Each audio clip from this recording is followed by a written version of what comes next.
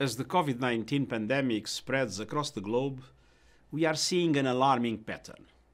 The poorest and most vulnerable members of society are being hardest hit both by the pandemic and the response. I am especially concerned about the well-being of the world's children.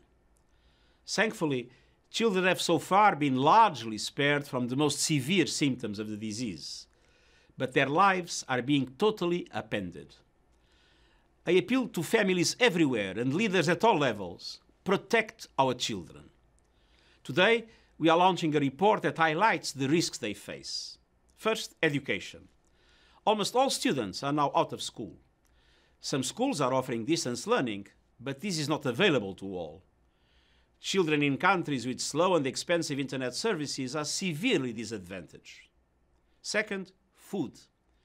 A staggering 310 million school children, nearly half of the world's total, rely on school for a regular source of daily nutrition. Even before COVID-19, the world faced unacceptable rates of childhood malnutrition and stunting. Third, safety. With children out of school, their communities in lockdown, and the global recession biting deeper, family stress levels are rising. Children are both victims and witnesses of domestic violence and abuse. With schools closed, an important early warning mechanism is missing. There is also a danger that girls will drop out of school, leading to an increase in teenage pregnancies. And we must not ignore the growing risks children are facing as they spend more time online. This can leave children vulnerable to online sexual exploitation and grooming.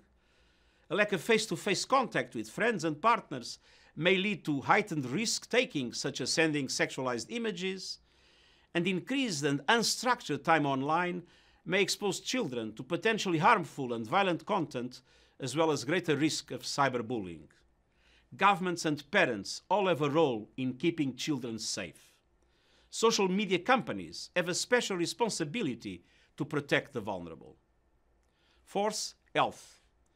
Reduced household income will force poor families to cut back on essential health and food expenditures, particularly affecting children, pregnant women, and breastfeeding mothers. Polio vaccination campaigns have been suspended. Measles immunization campaigns have stopped in at least 23 countries. And as health services become overwhelmed, sick children are less able to access care. With the global recession gathering pace, there could be hundreds of thousands additional child deaths in 2020. These are just some of the findings of the report we are issuing today. And its conclusion is clear.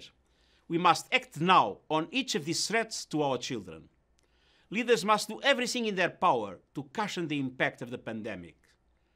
What started as a public health emergency has snowballed into a formidable test for the global promise to leave no one behind. The report urges government and donors to prioritize education for all children. It recommends they provide economic assistance, including cash transfers, to low-income families, and minimize disruptions to social and healthcare services for children.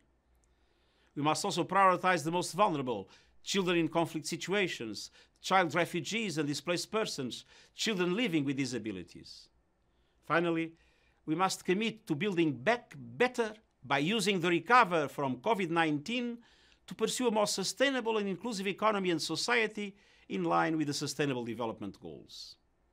With the pandemic placing so many of the world's children in jeopardy, I reiterate my urgent appeal: let us protect our children and safeguard their well-being.